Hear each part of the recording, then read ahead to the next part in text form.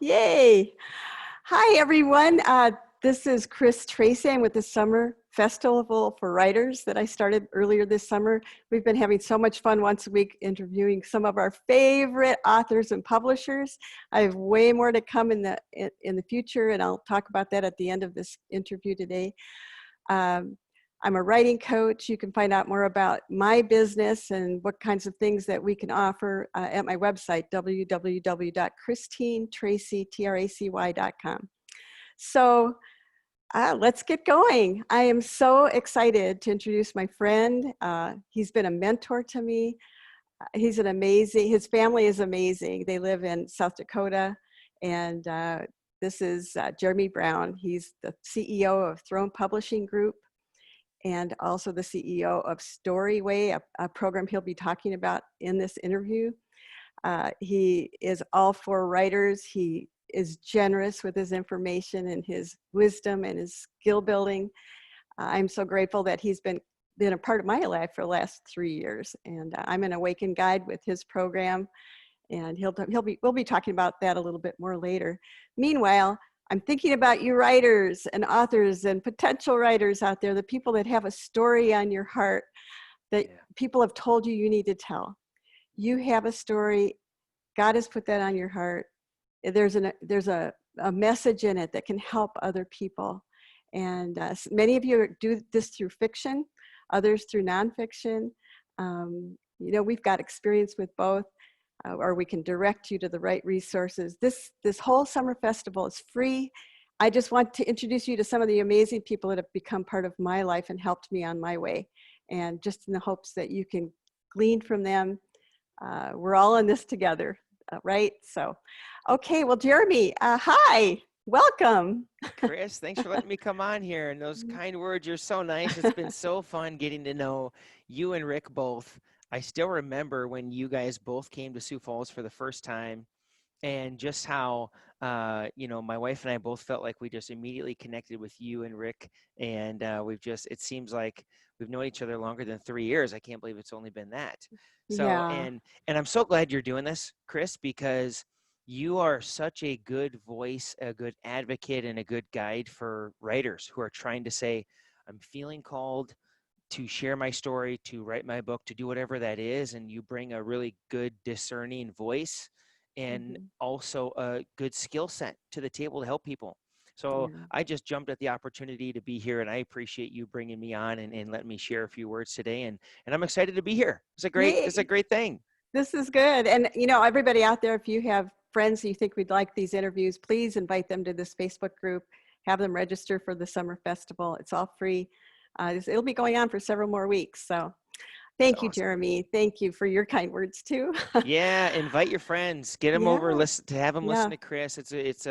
I'm telling my friends about you, Chris, and I mean, you're just a great resource for writers. So I appreciate you doing this. Good, good, good. Yes, and you too. Why don't you, let's just start. Why don't Yeah. you introduce yourself further? Tell us how you got into publishing, a little bit about your writing background. I know that you've been active in ministry. Talk about your warrior program and all those things. We just want to know a little bit more about you. Yeah, I'll tell you. Mhm. Thank you, Chris. I'll tell you a little bit of my story, my background into publishing, and I want to tell it in a way that maybe will meet a lot of you where you're at right now. I got into publishing not because I wanted to be a publisher, not because I had a great idea. I wanted to write a book, and I didn't know how to do it. And so I'm going to tell you this background because I think hopefully it'll meet you where you're at and inspire you if you are saying I want to do these things, but every time I think about it, I get overwhelmed. I don't really know what to do. I don't know all the steps. I don't know the people that I'm going to need. I don't even know if I have enough content to fill up a book. You might be thinking some of those things. I've thought all those as well. So go all the way back to 2007. I think maybe it was about 2006. I was like, you know what? I'm going to write a book. I was in my mid 20s, and I wanted to give the gift of to the world of my wisdom and all of my experience that I had gathered by my early 20s, right? And I say that very sarcastically. But I was a sales coach and I wanted to write a book. And I did that. I went to a coffee shop, Scooter's Coffee Shop. If you're anywhere in the Midwest, you might know that name. Went to Scooter's Coffee Shop, said, I'm going to get this book done. I'm going to do it in a weekend. I don't want to take too long. So I'm going to write this book in a weekend. And then I realized, like, I don't know how to write. And it never really occurred to me. I'm in my 20s, right? I don't plan things back then. Why would I plan ahead? There's no point for that. And, but I said, I've realized I don't know how to write. And so if you are thinking, I want to write a book, but I don't quite know if I'm capable of doing it, I was sitting right there with you.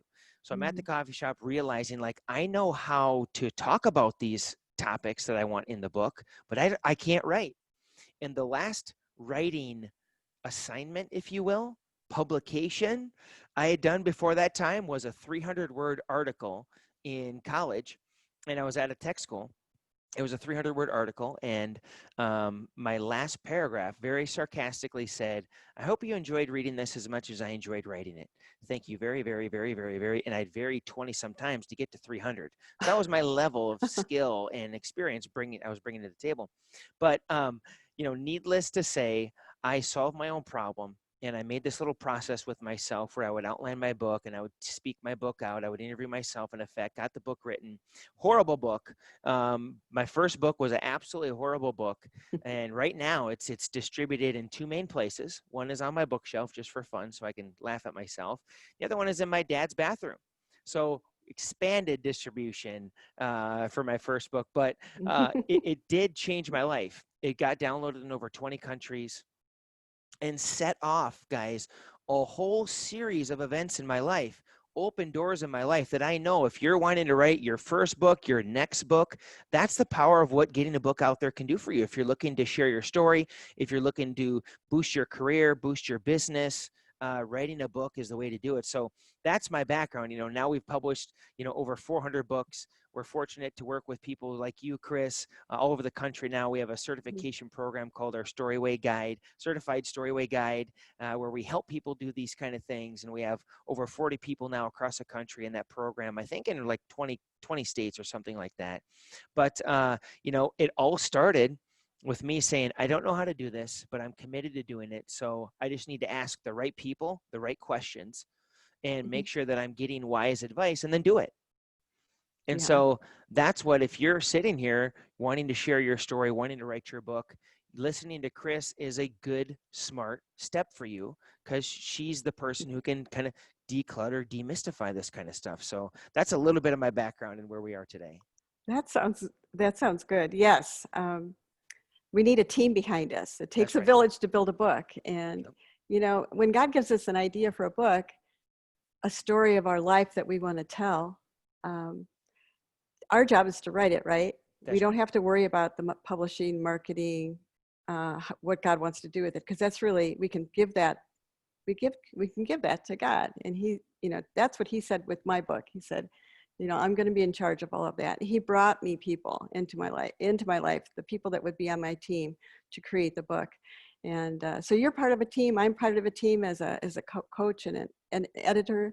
And there's other people that are designers, cover designers, and all of that. Can you tell us a little bit more about what a writer needs to know? I know not too long ago, you did a 12-step approach to writing, 12 keys for writers. It was wonderful and brilliant. We can post that here for people. You don't have to cover it all. But what are Yeah. some real key points for those that are just, they're looking to start their book. They don't exactly know where to start. Are they ready to start? Is the story ready to tell? I know you have a lot to say about that. And I think that would be really helpful for everybody here.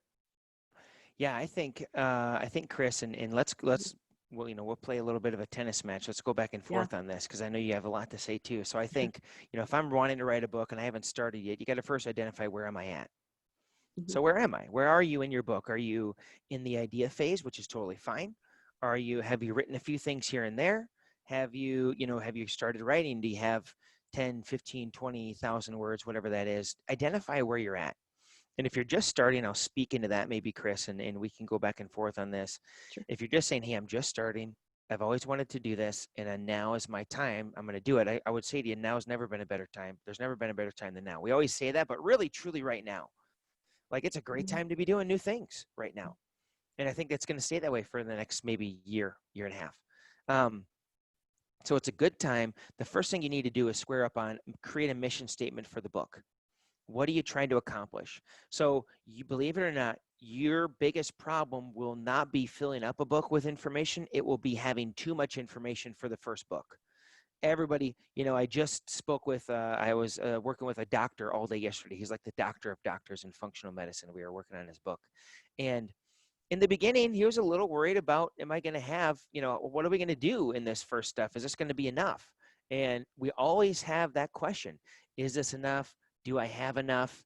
Is anybody going to care about my story? Who would really even get anything from this? Those are common things. It's common. So you're going to have to put in filters for yourself through which you're going to make some decisions about your project. The first filter, the first thing to set up is a mission statement. A one-sentence summary saying, this is what I'm trying to accomplish with this project. Nothing more, nothing less. Okay, there's a mission statement, right? And it's like, what gets me out of bed in the morning? What am I feeling called to do? You don't have a lot of specific metrics in this. It's just saying, here's what I'm trying to do, right? So you make the mission statement. I think then you make like a thesis statement. Here's a one-sentence summary of the number one idea that I want a reader to walk away with from my book. You got to know there's going to be more, obviously, right? There's more than just this, but you have to know what's the number one main idea I want a reader to walk away with from when they read this book. It creates clarity. It creates a clear direction for the content. Then I think the next two things you'd want to do, and then I'll pause for a second, Chris, is you got to know your goals. What are your goals for the project? And I get it, guys. It's like, hey, I feel called to do this. So whatever happens with it is what's going to happen with it. That's fine. But it's not a good enough, clear enough filter for you to make some decisions about budgeting, about editing, about design. All those decisions get made with this in mind of what are the goals you have for the project. So I always say, make your top 3 goals of here's how I'm going to define success for this and make them measurable. A good goal is measurable. Here's how I know when I've reached this goal. And then have your top 3 goals for your readers. So when my reader reads this book, this is what I hope will happen in their life. Here are the top 3 things. And they should be goals that your reader has that you can help them achieve. So that's so good. Yeah. So and I think, Chris, it's good to identify your limitations of what you're capable, what you're equipped, what you're anointed to teach. Because I think when we get outside of those bounds, then we're telling stories that aren't ready to be told. Then we're talking from experience we don't really have. We don't need to do that. When you have a full experience of something, you have a full anointing in your life there to speak into people there. And you're going to be shocked at how much content you have in those little areas. Yes. Right? So you've seen this before, Yes. Chris. I'm going to do this with myself next week.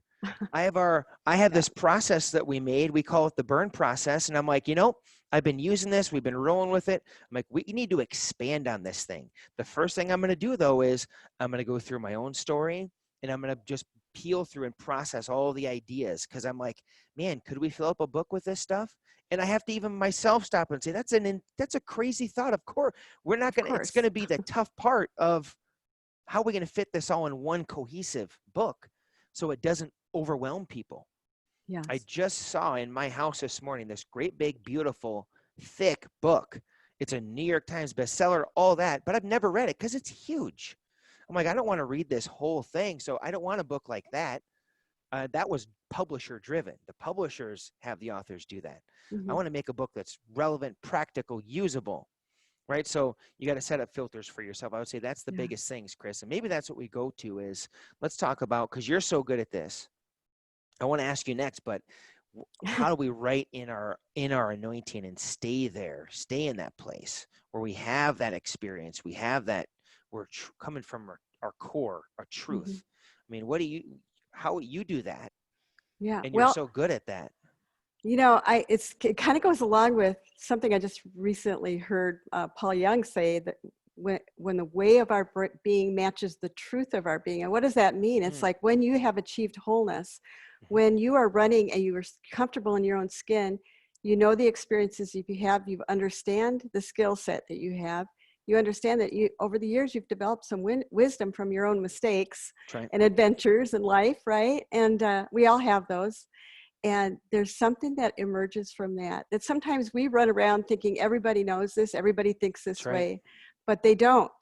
Yep. You have a niche that's been given uniquely to you, and then you have this compelling desire to write about it and tell people about it. It can be through public speaking or writing or blogging, but there is something so special in you that's so unique to you and your experience and how God wants to partner with you That's and right. releasing that to others. It may have been a bad thing you went through, you know, God doesn't, he doesn't cause those things, but he Mm-hmm. uses them for good and for you as a writer, but also the people that you're going to touch and reach. That's right. So yeah, I love Beautiful. that you were talking about, you know, setting the goals for the book and a mission statement for the book. You know, what could that look like for a mission statement, Jeremy? Yeah. So how do you do that? What does that Mhm. look like? It looks like a very simple one sentence summary. It should say, here's what I'm trying to accomplish with this, guys. And it could look like, you know, I want to share my story to equip young people who are struggling Mhm. with identity to claim their full identity that God has given them. You know, it's a one sentence summary. It Mhm. includes what you're doing, what you're wanting to share, who you're Mhm. wanting to share it with, what they're going through that you're going to help them overcome, and how. But it's a really short sentence. It needs to be, so Mhm. you got to put a lot of thought into it. Like Mark Twain said, right? If I had more time, the letter would be shorter. Mhm. So we got to put some thought into this because it'll help you filter through your concepts and your direction. A confused mind always says no. So you want to give your mind clarity. And you do that first with this mission statement. And I always say, guys, I'm a big fan of the theory of constraints. Constraints are so good. Give yourself 15 minutes to do this and get the first one done, right? Get the Mhm. first draft out of the way of the mission statement, of the thesis statement, of the goals for you, of the goals for the reader. Be like, okay, I got 30 minutes. I'm going to get these done. Put a whiteboard up, get a typing on your computer. Don't edit, don't think. Just there's a point in time, and I think especially at the beginning, you got to follow your heart. So just pour your heart out and don't edit, don't think. And then Right. after that, you're going to have to use your head. You got to follow your heart and then you got to use your head. You got to be strategic. You got to know what you're doing. But in the beginning, just get that first draft done of unfiltered. Here's what I'm trying to Mhm. accomplish. Here's the idea, and here's the goals I have. Here's the goals the reader has. Mhm. I love that. And after the first draft and after you read that, that's when the fun comes because it's where your creativity and your art for writing and the sentence structure and the paragraphs and the poetry that you put in there and the stories you use, they all kind of come in after that. But that initial draft, which actually is so wonderful if you have an outline to start with. Mm-hmm. And can you talk a little bit about outlining? Yeah, I think it's the Mhm. big missing piece most Mhm. writers don't do. It's the hard upfront work that it doesn't involve writing. And it's you think about it like this: a book outline well done is a book half written. That's how I think about it. Mhm. That's how important I think it is. It's me going in and just starting to write without having an outline is me hiring a construction crew to build a new home for me without having given them a blueprint. Or it's like me trying to build a new home Right. without having a blueprint. There's no direction, and I could get into it and realize I missed a critical piece, and then it causes me to have to go do a whole bunch of rework because I can always tell, Chris, when I'm being handed a manuscript and I look at it, I can always tell if the writer wrote from a outline or they didn't Right. because it's night and day, and you can usually tell it in the first couple of pages. And so your outline, take the time to do this, folks. It's not necessarily fun because you might not feel like you're doing anything important because you're not actually writing yet, but it elevates your ability to write. It amplifies your skill that you already have of writing. It will amplify it. It'll Mhm. make you write more clear. It will make you write more concise, and it will prevent you from doing what so many writers do, especially first time, is they try to tell the whole thing in the first couple of chapters. Yeah. And that's where we have a 15-page first chapter, and then the other chapters are, it ends with like a 2-page chapter or whatever it looks like. And that's fine because, guys, I probably did that in my first book. My first book was absolutely horrible. So you don't have to do it perfectly. You just got to do the best that you can do right now, knowing that it's never going to feel done. It'll Mhm. never feel done.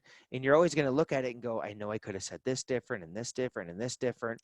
It's the way it is. Mhm. And if you're progressing in your life, if you're advancing and moving forward, you're always going to look at that. You're going to look back at the stuff you did 5 years from today and go, oh boy, what was I thinking?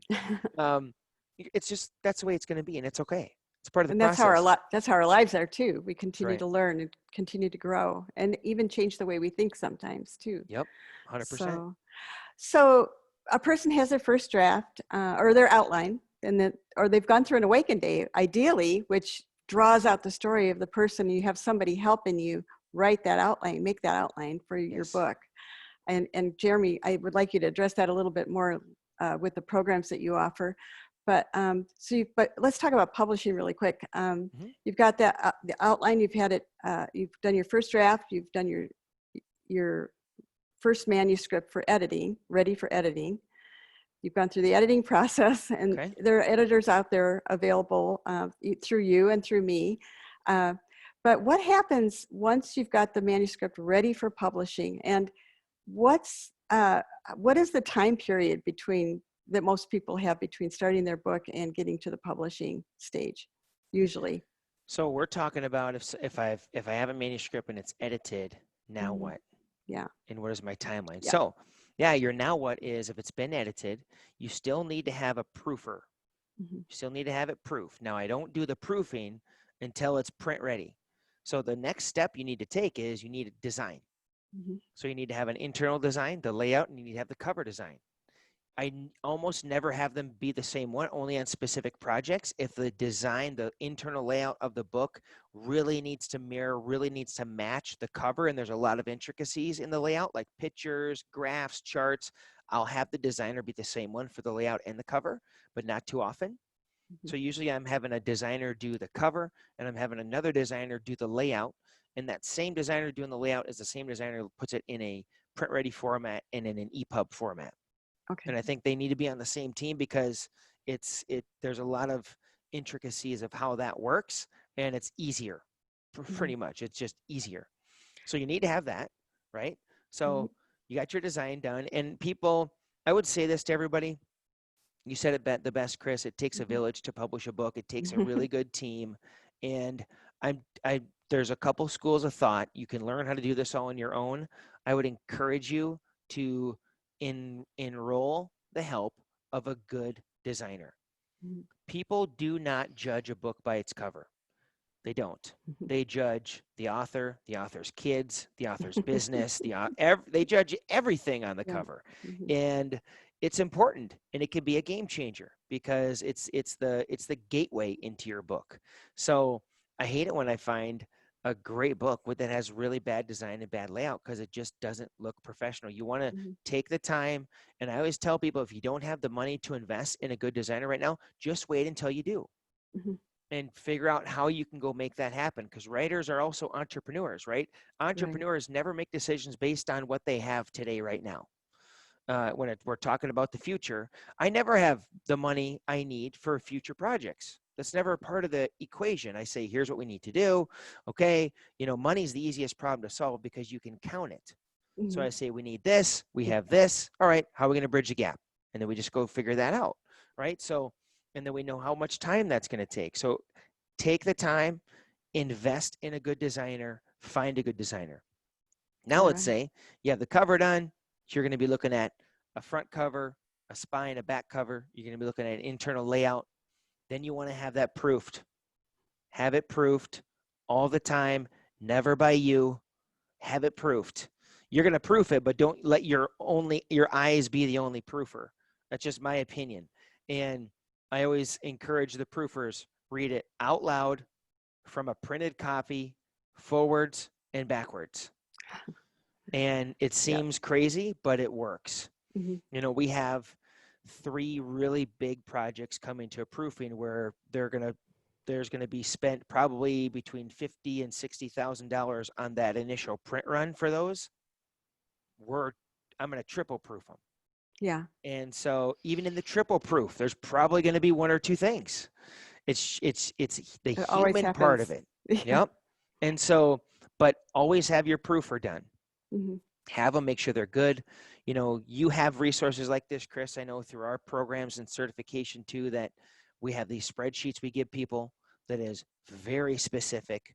because you don't want Yeah. to proof it when it's in a Word doc. You want to proof a print-ready PDF that you're going to hand to the printer. That's Mhm. what you want to proof. And so we get like, here's the page, the paragraph, the sentence, the Mhm. what it says now, what it needs to say, who checked it, who changed it, who double checked it. It's a process to Yeah. making sure errors don't happen. That's why so many books are printed with errors, because it's a step that's often overlooked. That it's like, well, no, I'll just read through it or whatever, or we'll have somebody do it when it's still in a Word doc or something. I'd never encourage people to do that. Yeah. So you're going That's to good. have a proofer, and Mhm. it'll make a difference for you. It's another level of quality you want to be at that's worth investing in. And I like proofing's that. not complicated. Usually $200 will do the trick for most proofing editors. Um, so it's not expensive. It is essential. It is essential. Yeah. And then you go to print. Yeah. I usually tell my authors too that, there's a difference between perfection and excellence. Perfection is a drivenness to be perfect that maybe we'll never get the book published because we're afraid of making a mistake. But excellence is going through all the steps that you've gone through and doing the best you possibly can before you put it to print. And yeah, there's a mistake found later on. It's sad, but there won't be as many mistakes when you put it through Yeah. that process. In my personal Yeah, books, I'm always just like, okay, like, yeah. well, I whatever. know. I I had know. one There's done. always one. Here's a great story, Chris. Mhm. I had a book done, and it got done quick. So you asked me, how long does it take? It can take however long you want. It should be appropriately uncomfortable, Mhm. not like so uncomfortable that you're in fear and you're up at night and Yeah. not comfortable. It should be appropriately uncomfortable, because you got to keep urgency going. Mhm. Because every day you miss in this, when you're at this point, adds a week at Mhm. least to the completion. Mhm. So if you're like, well, I could send it to the printer or to that proofer today. I'll wait until next Tuesday though, because that's when I know I'll have time. You're going to miss out on like 4 weeks Okay. of production time. It really is what you need to think in. Yeah. Um, so every day is like a week in that time frame. So urgency is key, but how long it takes is totally up to you. We've had Mhm. books done where from the idea to the first book in hand, believe it or not, it was completely insane. I'll never do it again, but it was like 5 days. Insane, total Yeah. insanity. Never do that again. But it was just kind of Yeah. like, well, here's it was very unique. That's Is all it they needed. possible? Yes, it's possible. Oh You yeah. did it, but it's not the best thing. Yeah. I would never encourage anybody to do it ever again, and I Yeah. never will do it. But the client, very, very, very specific thing, and that Mhm. wasn't a huge deal. So, but I had one. We had it done in like 6 weeks from idea to a book. Now, like you're saying, Chris, it's possible. Is it something I would encourage anybody to do? No, not unless it's very specific circumstances. But we had one where it's like we had this date of like, if we can get a book done now, it could mean huge things for our business. We got it done. I didn't even look at it, because when I'm done with my books, I'm just like, I don't want to read them ever again. Mhm. So, but we got it done. I didn't proof it. I knew it was all there. I had a good team around me. Got it done. It brings in a ton of business to our business. I'm talking like $250,000 into our business from that book. Wow. I tell you that number to say this: it had 18 errors in it, blatant errors. Oh, that's awful. And somebody finally said to me, she goes, because I was testing out, I was hiring an editor, Mhm. and I said, hey, proof this book. That was one of her things she needed to do before we decided to hire her. And she's like, Mhm. yeah, here's what I found. I found about 18 errors. And I was like, wow, okay. And I was like, news to me, it did all this good for us, Yeah. even though it still had those. So you don't want it to, but don't let it, don't think horribly of yourself if it happens, Yes. because it probably will happen, Yeah. right? And I'm not saying like, yay, 18 errors. I didn't, and of course we fixed them immediately.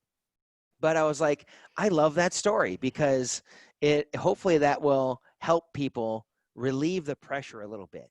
Yeah. That the whole world is going to judge you if you put 2 E's in the Yeah. accidentally or something. Most people won't even notice them. And I never had anybody say anything to me, and all those clients that came in because of that book never said anything. They probably didn't even notice. They probably didn't even read it. Yeah. But I just tell that funny story because just relieve the pressure. It doesn't need to Mhm. be perfect. Mhm. You want to have people around you who can help you. Now we Right. don't do that. Now we Mhm. have measures in place. That was part of my learning journey. That It was is. years and Yeah. years ago. But what if I'd have known, hey, Jeremy, you probably shouldn't do this, 18 errors. I know you have a big opportunity. I'd have said, do it. I still would Yeah. have done it because I was weighing the risk reward benefit. Yeah. And, it did well. It did really well. You work with a lot of businesses that write books for about the history of their business, or you were just talking about for your own business. What did that entail to write one that would help your own business? What, for those of us out here that have something special and unique and a niche to fill, why is a book important? And what is it you do? Yeah, I think what a Mhm. book does for a business owner is it shows credibility. It makes you the authority figure on the subject, on the Mhm. topic. And we have all of our authors who are business owners, which for my own publishing business, that's the majority, the vast majority. I would say 80% of them are doing it for that reason. Mhm. And then what they do is they use it as a strategic business development tool.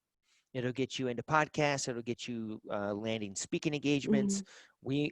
For us, we mail them out directly to prospective clients with a handwritten note. We follow up with a phone call.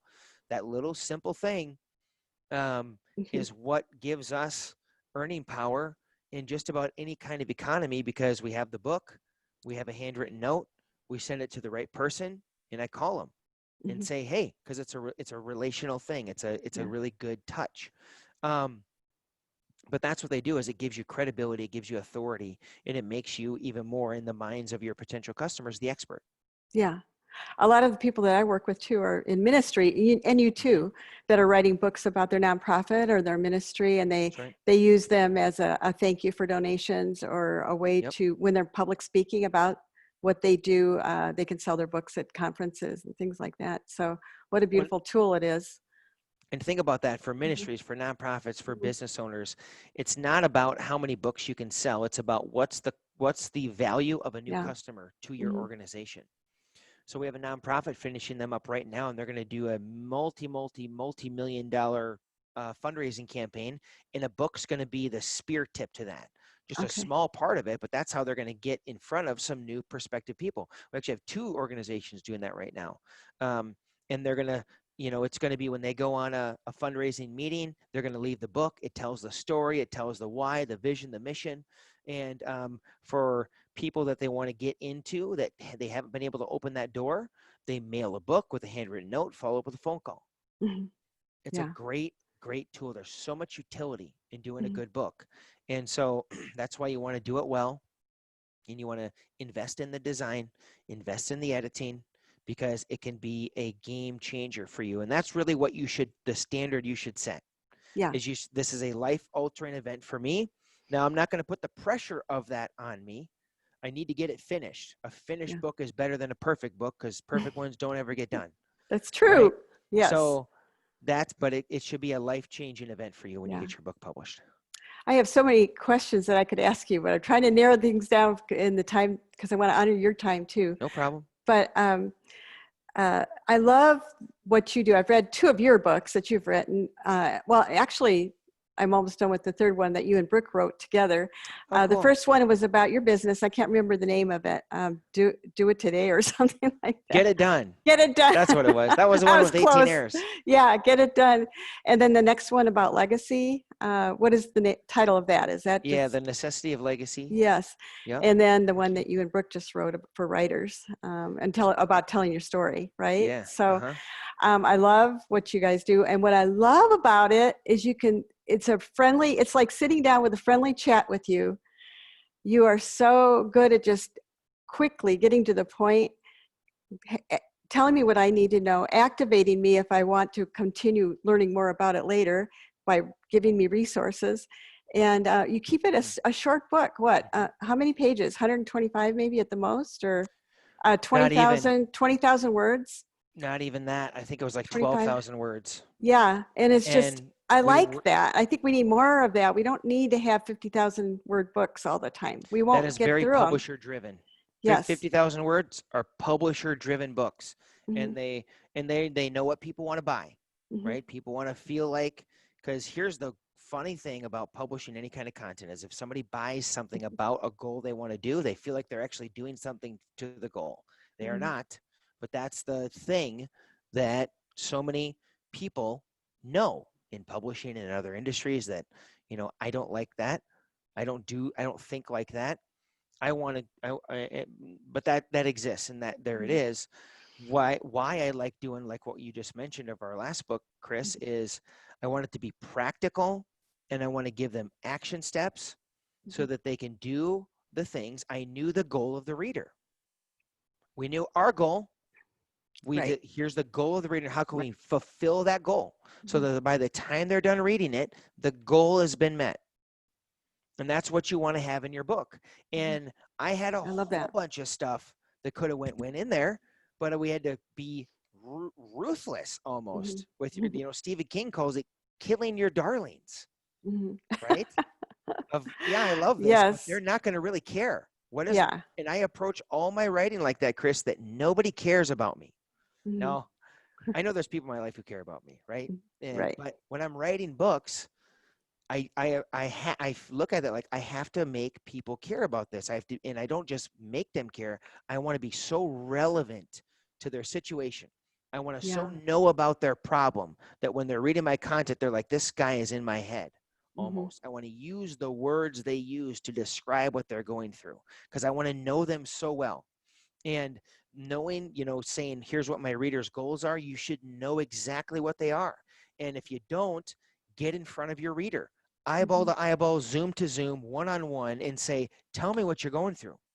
This Mhm. problem you have. Talk to me about it. How do you feel about it? What does that mean to you? What do you tell? And have them describe their problems to you so you know the words they use to describe them. You want to Right. know your reader so well. And I think that's part of the integrity of a good author is they should continuously be in front of their reader. And if I'm not in front of my reader, I feel like something's missing in my life. It should just be they should be people I'm talking with every single day of the week because they're my people. They're who I'm called to. And Mhm. I'm going to be a part of their life. I'm going to be deeply concerned about their stories or their problems, and they determine the content. I don't determine my content. I know who I'm called to, and those people, I'm with them constantly, observing them, helping them, so I can know what they want, I can know what they need. Yeah. I know what they need, but I can't give them what they need until I give them what they want first, right? Okay. So Yes. we have to do that, and you have to be around your readers all the Mhm. time. It's how I know when I'm looking at if I want to work with an author, they'll be like, well, yep, this is going to be written for this kind of a person. I'll be like, how many meetings a week do you have with those people? Mhm. And if there's not a lot of meetings with those people, I know I don't want to work. I don't think there's a lot of integrity for that author. Yeah. Well, I want to write a book for people people who are, in third world countries. How often have you been to third world countries? How often are you going to be going there? How often are you in that world? That's how I look at to test the integrity of an author or just an integrity of the content. Not that they're bad Right. people. I don't want to say that, but I'm just saying Mhm. a book from fullness, Mhm. from my full experience, from the fullness of my heart. That's where we want to write good books from. And Oh, that's that's where so good. we don't go out of that little niche. Yeah. And a reader leaves your book feeling excited, motivated, and wanting to know more. Wanting So more. a lot of times in a book, you don't tell everything. Mm-hmm. You give them That's right. ideas, you give them stories that really produce content that's important and key to what you're trying to do. Um, but yeah, you don't just inundate them with 500 pages of information. You tell them what they need to know so they can actually take it and run with it. And I That's right. love that about what you're doing. Most of your writers now I think all of them are nonfiction Mm-hmm. people that are really telling true stories of their own lives are also writing about other people's lives. And maybe this is a good segue into the programs that you're offering right now with Storyway and how you're helping writers. You actually have a whole part of your business aimed at writers who want to make some money, who love listening to people's stories, and are people that might want to be more into the guide and the coaching area too. So there may be some readers here that would love to connect with you, or listeners here. And so could you maybe talk about that a little bit? Yeah, thanks, Chris, and we're Okay. excited that you're a part of that as Hmm. well. Hmm. I'm honored that I get to work with you and we get to do things like this. And thanks for letting me share a couple words. I would say Yeah. this though, like we're all part of one body, right? And we all have different functions. And we got to know where we're called. We got to know where we're equipped. We got to know where we're anointed, and we can really fulfill a lot and help a lot of people when we do that, right? So Right. I want to tell you like a really quick story, if I have enough time here. And Yes. I Okay. want to make sure I'm not going overboard for you, Chris. But you Okay. know, I had an instance in my life where I was, let's just say, my grandma when she was in the last parts of her life, last moments of her life, spoke some words over me that gave me a lot of identity into who I am. And what I've always been called to is, and I thought I was evil for so long because when I'm in church, I got really saved powerfully, in my late 20s, and I'm saved. I love the Lord 100%. And I'm in church though, and I'm thinking, okay, how many chairs are in this church? It's about 400 seats. That probably costs about $27 a chair. What's the payroll for this Sunday? And how much does it cost to insure this place? Who covers that? I'm thinking about all these things all the time. And I'm thinking, gosh, I'm evil. Like, Lord, get me out of this. Get me out of my own head. I'm just an evil person. But Mm. that's my role in things. So I love helping people who feel called to do X, Y, and Z and helping them build a financial machine or a cash machine that gives them the finances to be able to do those things. And that's like my calling in my life. And so, you know, I love writers, I love storytellers. So what we've done is for people who are writing, who want to have a full-time income as a writer, or if they're just passionate about people and they're like, I love stories, I love people.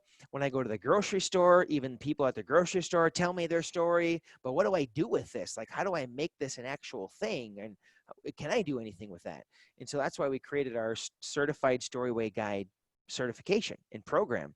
Is we want to give people training, give them coaching, give them community so that you can step into your calling as a writer, as a storyteller, maybe even as a coach. And you can use some of our proven processes and systems that we've used for over 13 years now to build. And, you know, essentially what we wanted to do is start a franchise without like being a franchise. So it's like me selling somebody my business saying, here's how we do literally everything from contracts to brochures to customer management to printer network. So literally it took me 13 years. And that's what we're supposed to do as Christians too. It's where I see like God is calling me next is, um, you know, all this experience we've had to fight for and earn and invest in, I can give them to somebody else and say, I can help save you like 5 years, or I can help save you like $100,000 in training, investment, mistakes. And that's what we're to do as leaders. And Yes. as kings and queens, as we say, what I have and what I have developed and what I have made here, I'm going to offer to you so that you don't have to do some of the things I've done. And my peak can be your foundation. That's what we're supposed to do. So in our way, in the publishing industry, I still publish books because I love doing it. I ran from another meeting to get to this one. In our city, we're telling the story of our city Mhm. right now through a book. And so I still do those things, but I wanted to be able to give writers an actual real income and an Mhm. actual business. And that's what I love doing. That's what my wife and I are really equipped to be able to do. So that's what we're doing. And what it looks like is, you know, one small part of your business, Chris, I know is doing services that we've Mhm. helped you learn and adapt through Storyway, Awaken Workshop being one of them, Mhm. where, you know, for example, you sit down with somebody and in one day, they go from a book idea to a book outline. And it's a life-changing experience. We call it Awaken because that's what actually happens. Mhm. I don't even like the name. I always tell people that I don't even really like the name, but it's what happens to people when they go Yes. through this. It's so And so exciting. yeah, and so I Yeah. think number one, if you're wanting to do a book, my call to action to you would be to connect with Chris, and you are tapped into the right resource with her. So Mhm. I would just say consume everything that she does, watch all the videos she does, get all of her books that she has out there, because you're catching Chris kind of like on the come up. She's been doing this for a long time, but I think she's about ready to kind of hockey stick. So I love finding people who are like that because the prices are great. They can give you more attention than when she has a lot more going on, which she's going to have here in quite short order. So Right. I always say like jump on and start working with her now Oh, because you're so nice. Thank it, you. well, and I really Yeah, believe it too, Chris, because if somebody's like, I've been thinking about doing a book for mhm, years, you got to do it right yeah, now. If you're not going to, I think so many people are looking at their goals saying, if I don't do it now, like, when am I actually going to do this? That's the that's beauty so, about what's happening in the world right now, right? yeah.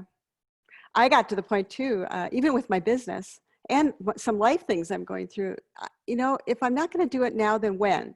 That's right. And if not me, who? Who's going to do it? Like I've been given this precious story, this precious passion to help writers, That's right. this excitement for life and learning, and and there's a reason I've been equipped with that and gifted with that. And this is an exciting time to develop that. Actually, during this COVID time, I've been Oh, yeah. learning more about Zoom and about internet marketing, about presenting some kind of a festival like we're doing this summer with the interviews. And It's I've got awesome. so much more ahead. I'm going to prepare some writing courses, and Mhm. I've got some other ideas brewing too. So I'm just so delighted, and I just think it's so wonderful at this time. We're kind of on a level playing field, right? People aren't able to go to writers conferences or writers retreats. We're kind of stuck at home.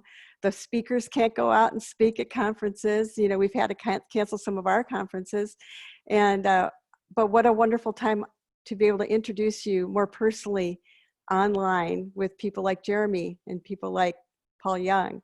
And Mhm. last week we had Stephanie Sherman. And we're going to have Teresa Dedman from Bethel, and we're going to have Chris John Otto with Belonging House Ministries, both beautiful writers, but also a huge heart for creativity and raising up people in this generation to move forward with our gifts of creativity and writing. So Amazing. it's exciting to me. It is the right time, Jeremy. It really Yes, is. it is. And that'd So be that'd be the word yeah. I think you just were really good with right there, Mhm. Chris, is if you're really not going to do it now, you're really going to have to you got to square up with how much does this really mean to me? Mhm. Because we got to ask that to ourselves. I'm going over goals. I got all day tomorrow. I'm going over some of my goals to eliminate a lot of them because I got to say Mhm. these ones, what are most important and how much do they actually mean to us? Because I'm Right. giving up right now. I'm at work today for however long I'm at work. I could be with my family. I'm sacrificing that time. Is the sacrifice going to be worth it? I need to make sure it's going to be worth it. And that's what Yes. we need to do with our life that we have now. COVID, no COVID, whatever happens, what this and that, whatever it is. I've got to ask myself, is today going to be worth it? Am I doing work Mhm. worth doing? And is today a good sacrifice for the life I'm giving? Because I'm sacrificing Exactly. something, right? Mhm. So I would Yes. say, even if you're watching this right now, like, and you're even thinking about talking with Chris, and you didn't ask me to do this, Chris, but I'm doing it anyways. I would say, if you're even thinking about it, you just get on DM Chris. I need to start. Where do I do first? And connect with Chris. Have a cup of coffee with her over Zoom because you got to do it. You got a good leader in Chris. So I always say this. I'm going to be quiet. You got to have the right people and the right path. You got to have the right people because you got to have somebody who's going to buy into you just as much as you buy into them, right? So when you work with Chris, she's going to buy into you, and your success is her success, right? So she buys Right. into you, and you got to be around the right community. She's going to connect you with community, so you got to be around community where this is the norm, not the anomaly. It's normal to build a business as a writer, where it's normal to be, I just got a new customer, or I just launched. That's the norm. So you got Mhm. to have the right people, and then you got to have the right path. It'll eliminate that doubt and that fear and that worry when you're saying, okay, the right people are walking me down a proven path, and I know it's going to work. I know they're good people. I know I can trust them, and they're bought into my success. When you have those two things, it's a game-changing thing for you. And I say this, it just happened to me. We just had a huge momentum shift in our business because we attached to the right people with the right path right now for our life. And it was a game changer. So I say that with that conviction. And I think, Chris, there's a lot of writers out there who you're going to be that for right now, who have been thinking about doing a book for years. Their friends are telling them they should do a book, all of that kind of stuff. And now can be the time, but you got to have the right people and the right path. And I think you have both, Chris. Oh, So thank you. I Mhm. just want to encourage people to connect with you and reach out with you. That's awesome. You know, Recently I was on a walk, and I may have said this last week too, but I felt like God was saying to me, I'm listening to so many voices because I'm online, during this COVID time, I'm Mm-hmm. online a lot. I'm learning new things. I'm hearing different podcasts. I'm listening to different mentors online and so on and so forth. And he was saying, I just want you to listen to my voice. That's right. It's not that all these other things are bad, but That's right. they're all good actually. But we can listen to so much and keep learning to so much and keep thinking about it so much that we never get anything done. That's right. So it's time to just listen to that one voice. What is God telling you to do? That's right. And Jeremy's been in the, you know, there's mentors that we need in our life. I'm a coach. I need a coach. Jeremy's been That's one right. of my coaches. I've got one other person too that speaks into my life, and probably others too, but the ones that I'm really learning from. I'm narrowing my focus, learning, right. knowing what I need to learn, and being quiet too to be able to That's receive right. some of those strategic ideas That's and be so good. watching for the divine appointments that get sent. So, and ideas for our writing. So, just a little point for you that just, you know, get quiet and be really listening to what God is doing and what He's That's wanting right. you to do. This So is good. this is the generation. I mean, you know, the last book in the last chapter in the book of John talks about John is talking about there's not enough bookshelves in the world to hold all the stories that would be written about Jesus. And I feel like that's a prophetic word for now. I feel like God has put it on the hearts of so many, because I know they're all contacted. So many people are talking to me about wanting to write their story and not know exactly where to start. And that's, you know, where I'm getting all my ideas for how to help them right now. That's right. But yeah, he's just going to be, he's going to be making your steps, lighting your path, and you'll be able to know the course that you need to take. So I just feel like writers are being called right now to do this now, to write now, to fill the world with the books about what Jesus is still doing. He's been doing it all along. Come on. So many testimonies, so much goodness that we can No offer. question. And I really feel like our writing is an act of not only, it's not a sacrifice, but it is kind of, we're sacrificing our time, our energy, our passion, but it's also an act, it's more than that. It's an act of worship. That's You right. know, when we're doing what we're called to do, right? That's right. So It's an offering. You're it's an offering up offering. all the Yeah. things that I've gone through, all the things that I've done, that I've earned, that I've learned. I'm offering that to you, so you don't have to go through the things I learned. And Right. it can help increase your path. And I think that's Yeah. it's a good word, Chris, about tuning Yeah. into the right voices. It's so important right Yes. now. So It's a good word. good. Well, thank you, Jeremy. This has been so much fun. Thank you for Thank you, spending this Chris. time. How do people, if they want to get in touch with you or read your book, or I know you've invited them to your Facebook group, which I actually posted within this group, but Oh, can you thanks. just tell us a little bit, Yeah. just remind everybody. You know what? I think that's the best way is, Okay. you know, if you put the Facebook group in there, that's where we're doing all kinds of stuff, teaching, learning, everything like that. You can connect with me through there. You can DM us, all those. But if you got that Facebook group in there, just go to that group. Join that group. I appreciate you asking that, Chris. That's good. It's Right to Win. Right Is to that it? Win. Right to Yep. Win. And I'm a member of that. It's wonderful. Jeremy has a lot of information every day on that site. So you'll love it. Okay, thanks, Jeremy, Chris. well, bless you, bless your family, bless your business and all of your projects that you're working on. Thank you for being such a joy to work with and so energetic and always so positive. I just really appreciate you a lot. Oh, thank you, Chris. We love you. We love Rick, your whole family, and just keep doing what you're doing. Thank you for letting us come on here. It's an honor.